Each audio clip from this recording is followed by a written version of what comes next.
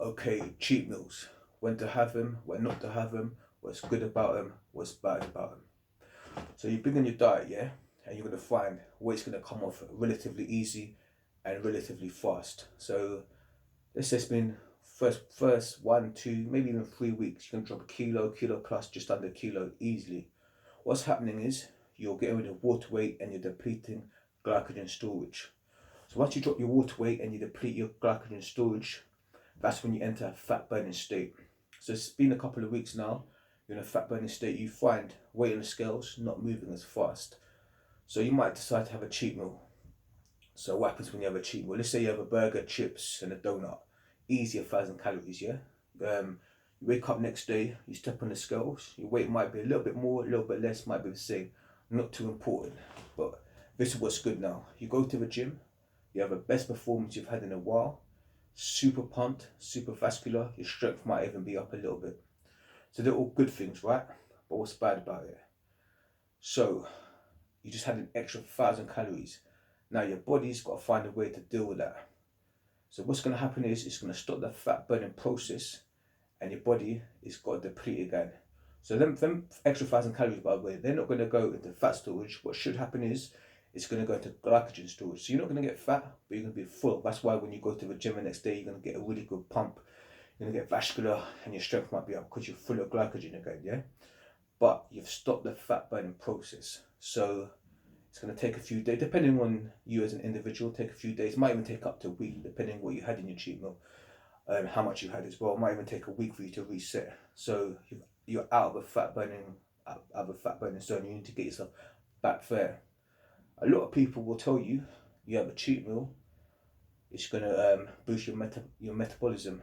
And this is true, your metabolic rate will be increased, but not by how much the cheat meal was. So for example, let's be very fantastic with the numbers. Imagine the cheat meal boosts your metabolic rate by an extra 500 calories, but you're in a 1,000 calorie cheat meal. So you're still an extra 500 calories up. So you still need to deplete, let's say, by 500 calories, so to speak, in order to get you back into that fat burning zone. So when is good to have a cheat meal? So let's say you've got an event, I don't know, let's say you've got a show coming up, you've got a photo shoot, you might have a holiday, you might want to fit into outfit or a dress or something where your body's on show, but you're 5 weeks away from it and you're ahead of schedule. So this is a really good time to have a cheat meal. So let's say you're 5 weeks out and looking more or less how you want to be looking. I would definitely implement a cheat meal here. Reason being, one, it's going to stop you from burning too much muscle, stop you from getting too flat. Two, it's going to allow you to push further and train harder in the gym. So that's a good time to have it. But here's a time not to have it. Let's say you're 5 weeks away from your event, yeah? And you're out of shape. You're well off how you should be looking. This is the worst time you can have a cheat meal, because what it's going to do is going to make it a lot harder for you to get in shape in time for your event. So remember, you have an extra let's say you have an extra 1,000 calorie cheat meal, your body's going to spend 3, 4, 5 days depleting again before you go back into a fat burning state. And this is very important, yeah? So you want to stay in that fat burning state, so your body's burning fat for energy. So when deciding when to have a cheat meal, you've got to be very strategic about it. The worst thing you can do is have a cheat meal of emotion, like, oh man, I'm hungry, or I'm sick of eating the food, I want to eat something more tasty, or I had a bad day at work, or bad day, had an argument with my girlfriend, boyfriend, whatever.